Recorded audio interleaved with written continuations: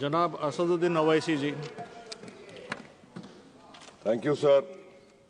I stand to oppose the President address motion.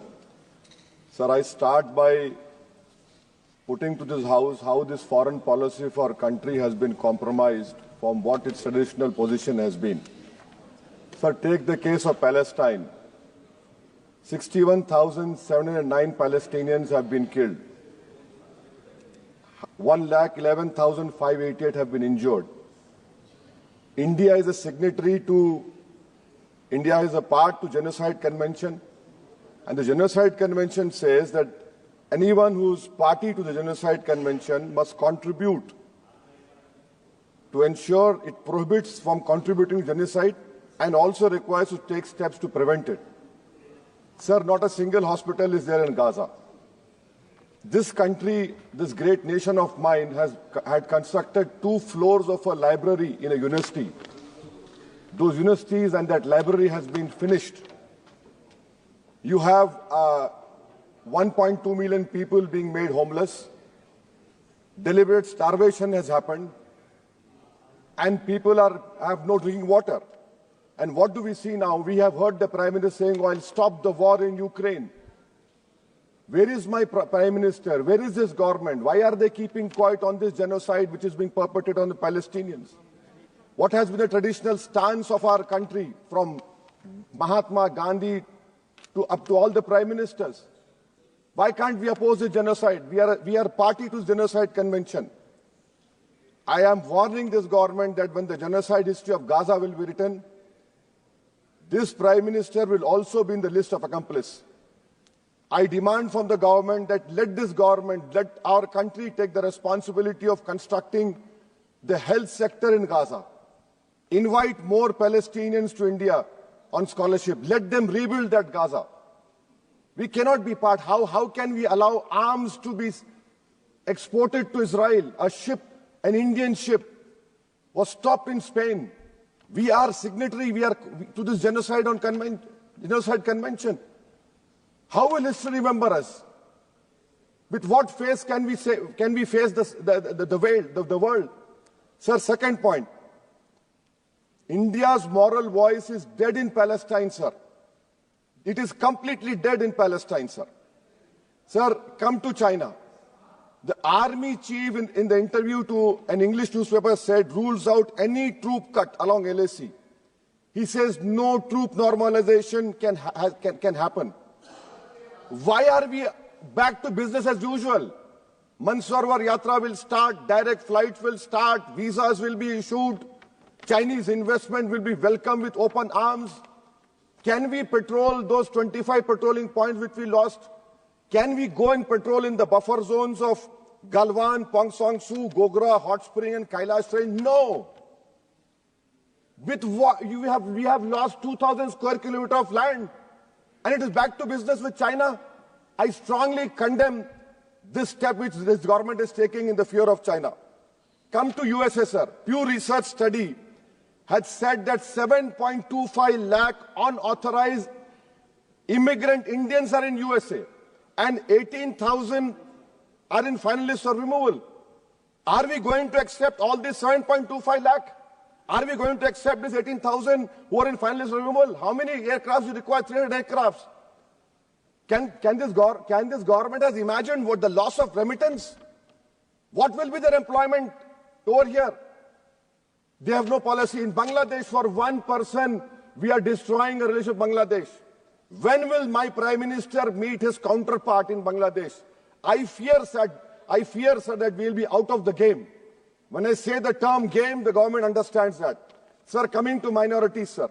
In 2023-24, 2,064 crores out of the budgetary allocation of 3,000 crores was surrendered by the Ministry of Minority Affairs.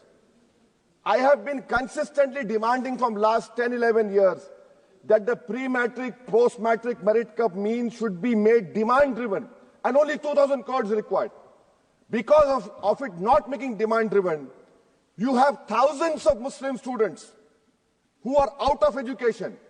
There has been empirical studies like the Kundu Committee which said that the reason for Muslim out-of-school children is financial wherewithal. You're not interested to ensure that Muslim children study. My community has the highest illiteracy rate in women. I have only 3 graduates out of 100. You're after Jamia Millia, you're after AMU.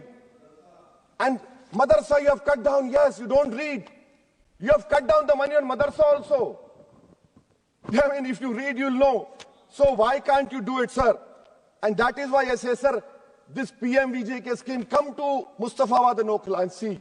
You have Mount Everest of garbage which is being dumped right inside a Muslim area. Why? Because it's a Muslim area. And then you have this person who was given birth politically through surrogacy by an institute which has an allegiance to a person who wrote "We Are a Nation Undefined" and bunch of thoughts. That person day in, day out lies. He lies. His whole start point and end is lies only. But what I'm hearing from the ground, which I've seen, a pure organic Muslim leadership will emerge on Wednesday, sir. Sir, I am cautioning and warning this government. I am cautioning and warning this government. If you bring and make a WAF law in the present form, which will be violation of Article 25, 26 and 14, it will lead to social instability in this country. It has been rejected by the entire Muslim community. No WAF property will be left. Nothing will be left, I say. You want to make India Viksit Bharat? We want Viksit Bharat.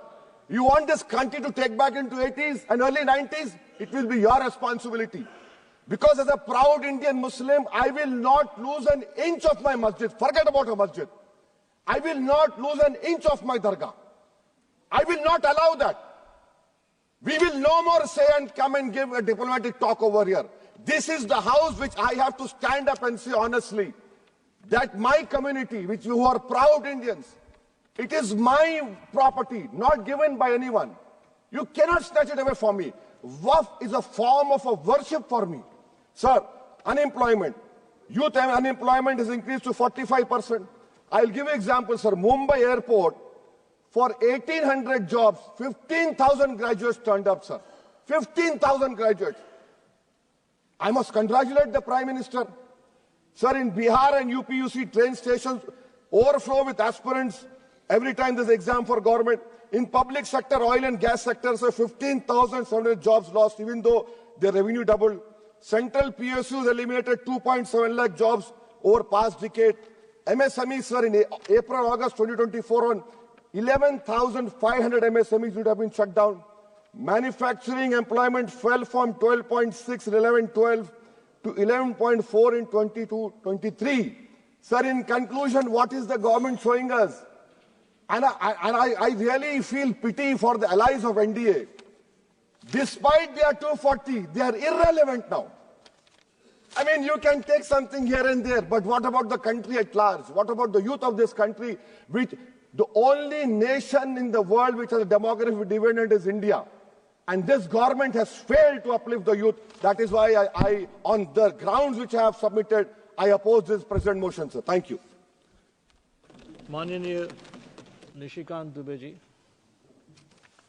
Kolkata airport is one of the best airports that we have in the country, and it has also recently completed 100 years of existence, sir, and we have thoroughly celebrated the 100 years of Kolkata airport in December also, and we have been thoroughly following up on the connectivity that the Kolkata airport is duly requires.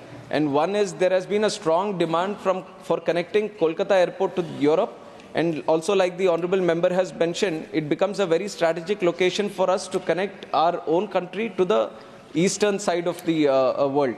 So definitely in the coming days, we have been making a push from the aviation side, and especially by speaking to the airline operators, and both international and both domestic. We are trying to promote them. We are trying to discuss with them in encouraging more regional connectivity across the Asia-Pacific region in special, sir, and they have been very positive about it, and in the coming days, definitely we are going to see that Kolkata becomes a hub for both the eastern side connectivity, Southeast Asia especially, and also to Europe also we are planning to connect it on a big basis.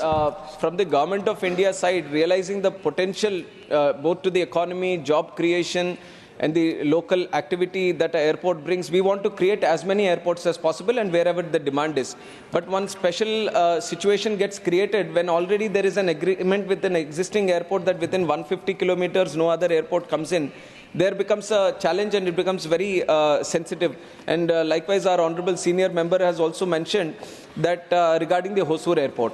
And Tamil Nadu government has been actively pursuing to put up an airport there.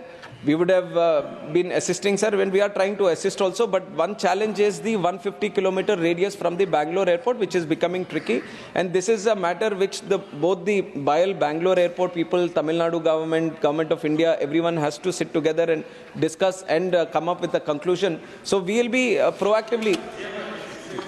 जेवर airport ये देश का भी और Asia का भी सबसे बड़ा एयरपोर्ट बनने जा रहा है सर, उसके लिए हमें बहुत खुशी होती है। इस तरह का एयरपोर्ट हमारे देश में बन रहा है और उसका जो वैलिडेशन फ़्लाइट था वो भी हमने दिसंबर में उसका वैलिडेशन फ़्लाइट भी किया है and everything going according to the timelines and very soon in the month of April we see the regular operations being started from the Jewar Noida International Airport. And on top of that, regarding the connectivity from my side, based on civil aviation, we can say that all the Air India or Indigo especially, they're very excited to come up with more connectivity from this location because it becomes a strategy location for Western Uttar Pradesh and also for the NCR, National Capital Region also. And they are coming up with flight connectivity to most of the cities in the country, sir, as in the beginning. But in terms of road connectivity and connecting to the airport, these come under different departments. But I'm sure that it lies right next to the Agra Expressway, so it's Yamuna Expressway. So it is properly connected through road, and we just need many more points to be aligned with that road connectivity, and slowly we'll see that also happening, sir. I was in that area. Yes. The connectivity will be very extensive and seamless. It's going to be one of the largest in the world and the largest in Asia. Shri Kartikeya Sharma. Sir, I'd like to ask the Honourable Minister whether the Ministry is planning to integrate any advanced technology such as AI-based predictive maintenance and real-time flight data monitoring into the existing safety network to further mitigate risks associated with technical glitches. Yeah. Sir, technology is changing the way we see life, and especially in terms of aviation, airport operations, airline operations. Technology has been continuously being upgraded, and we are taking it very positively and including it in our day-to-day operations also. And what the Honourable Member has mentioned here about predictive analysis using AI to improve our operations and mitigating risks and challenges that might come up ahead. We have already started some of these centers, and especially in Hyderabad also we have launched the EPOC center with respect to the airline operator there, and it has been very, very useful in understanding the passenger patterns.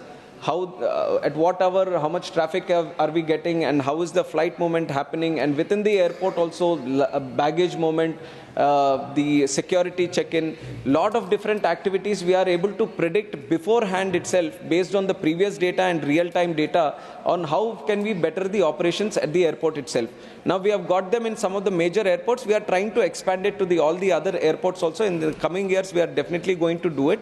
One is using AI, predictive analysis, and also to improve the technology that we have in all different sections, sir. We are actively pursuing with the Airport Authority of India also and making them more proactive into bringing in new technologies into the operations. So definitely in the way forward, we are going to have this real-time data monitoring and the AI machines operating at all the airports also. Sir, regarding Tirupati is a international destination for Hindu pilgrims, and it is one of the biggest pilgrimage sites in the whole world. And definitely there is a lot of demand for more connectivity. And recently, after I took charge as the minister also, we put special focus on Tirupati airport. And first time we have started direct connectivity from Delhi also after a long time. It was not there for 4 or 5 years. It was stopped during the COVID time. We have started a direct flight from Delhi. We have started a direct flight from Mumbai also. And there is a constant increase in demand flowing from Hyderabad, which caters as a hub for that region. And we have increased the number of flights, and honorable member would be happy to know that there are 13 direct flights every day from Hyderabad to Tirupati, and the number is continuously increasing. And the airlines also, wherever there is a demand, they definitely follow the demand, and they kind of cater for the demand which is there. So in the time forward, we are going to see more number of flights operating to Tirupati. And in terms of the terminal capacity that we have, it is pretty much adequate for the passenger movement that is happening today. And in forward also, we have expansion plans. Whenever it gets to the saturation mode, we have sufficient land so that we can expand it. General aviation terminal also we are trying to build there, because there is a lot of charter movement happening in Tirupati, so we are trying to build it there. And around the airport also, we are trying to create more facilities for the passengers in terms of hotel and other services, which will create more of a hub kind of atmosphere there. And it is also an international airport, so international connectivity also we are speaking with the airlines so that we can see any international connection if we can give to Tirupati, that will be more beneficial for the people there, not just for the pilgrims, but there is a lot of migrant community which works abroad from that region, so that will definitely facilitate for that. So special focus is being put on Tirupati to increase the connectivity. We have already done that in the last 7 months. If you see the increase in passenger capacity which has been traveling from that airport, it gives us an indication that it has steadily increased, and it will increase in the future also, sir. And in terms of the reservation which has been talked about, we have one academy under the government, which is the Rajiv Gandhi National Aviation University, and also the Udan Academy, which is there at Fursadganj. And we follow the Government of India guidelines, and when the admissions happen, the 5% relaxation is also given for SC/STs, and also sufficient number, the quota which is there, sir, it is sufficiently fulfilled by these students.